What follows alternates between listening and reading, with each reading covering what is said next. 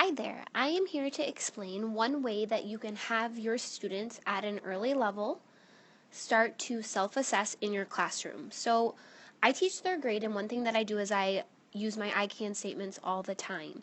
And one way that I have them self-reflect as they are taking their pre and their post assessments is they are given a form that looks like this, and it has all of the different I can statements on it, as you can see. So here are all of our I can statements for the whole unit.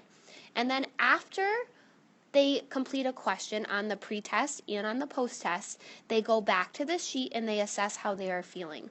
So they might say something like, I feel like I can do this on my own and explain it, which is an awesome thing. That's where we want them to be. That would be mastery. They might say something like, I think I know how to do this, but I can't explain it.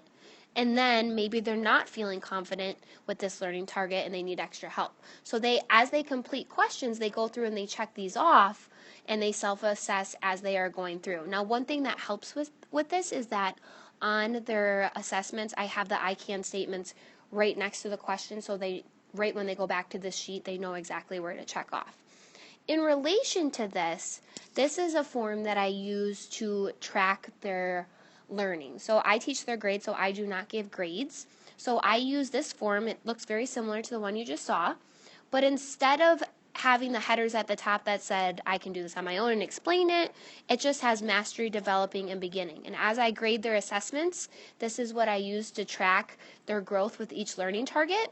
And I do this for the pretest, and then I also do this for the post-test. And at the end, hopefully you're seeing that most of your check marks have moved over to this mastery column here.